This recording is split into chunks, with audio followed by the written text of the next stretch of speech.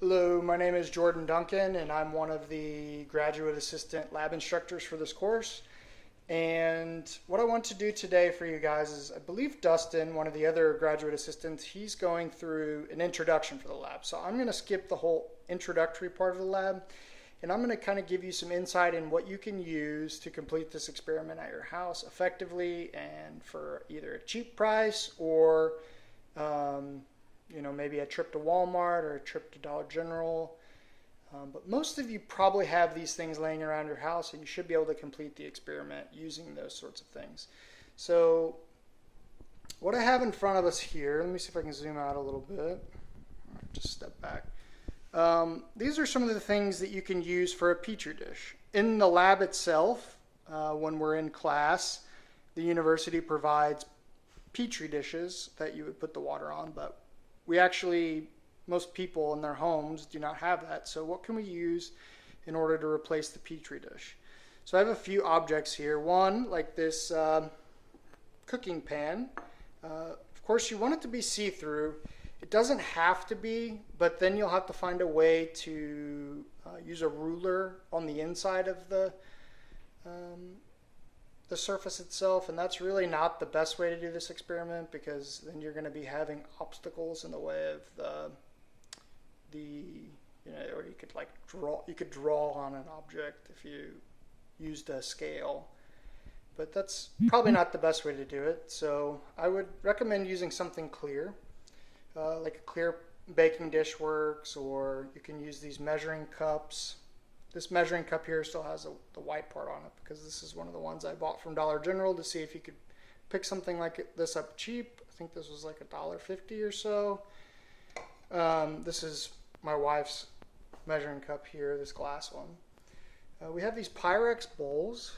If you have any bowls laying around the house, one of the things that you need to make sure, though, that we'll talk about, is that you don't want a surface that is either concaved like this or convex like this, meaning that you want the surface to be as flat as possible, so that way you can get the most accurate reading that we're hoping for in the lab. So if you have cups, like clear cups, you can use clear cups, but one of the things about cups is a lot of cups don't have a really wide base, and if you have a wide base cup, it'll work, but it's not ideal for this.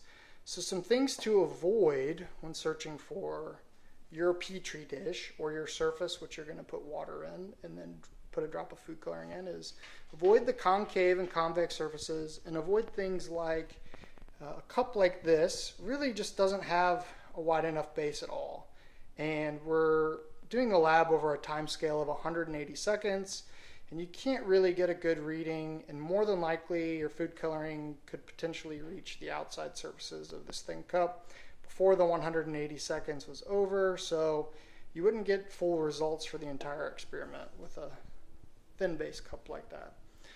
A cup like this is poor for the reason, as you can see, if I can pan in here, you see the bottom is very concaved on this side, and the other side it's very convex. So this is a poor surface. So the mug's out, and then again, this is not a clear surface, so it's not the best either. It would be very difficult to find a way to put a surface or a ruler or some unit of measurement inside this cup to where your results would be accurate and you could be confident that you did the experiment correctly. So let's not use something like this. So my recommendation is, if you don't have any of these sorts of things around your house, what you can use is you can go to like Walmart or Dollar General, and most of the times they have like these little party plates. They're really cheap. I bought this entire stack. I'm not sure, I don't remember what I paid for them, but they're pretty cheap, and I'll use them anyways, so I'm not too worried about that. But these are really nice because, one, they're very clear and see-through, and the other thing that's nice is they're flat. So this would be a good surface to put some water on and get some measurements relatively similar to what our petri dish would give us. So for the setup, I did decide to use the plate. And what you'll notice here is that my background, my tabletop in my kitchen is very dark, and I'm using a ruler. You can use a ruler or a protractor or anything of that nature.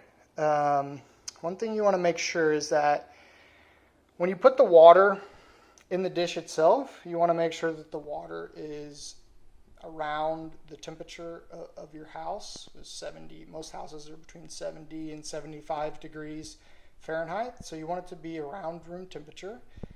And if you have like a surface that's really sloped, when you put the water in, you're going to end up with a plate that the water does something like this, and you really don't want that either. That's not ideal. So you want to make sure that you place your plate on a flat surface so that when the water's in there, it reaches all sides of the plate.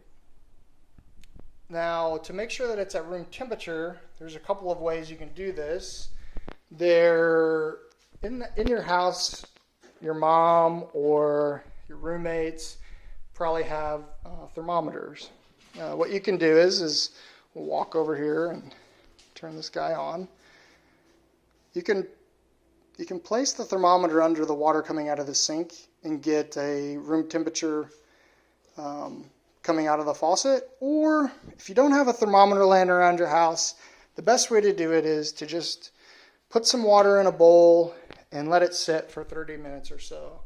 Now remember, if I put water across the surface area of this, it'll actually reach room temperature faster than if I put water in something like this, because the surface area is greater. So the heat will be absorbed into the tabletop and into the air much more quickly, or heat will go into the surface of a wider surface area than a smaller surface area more quickly. So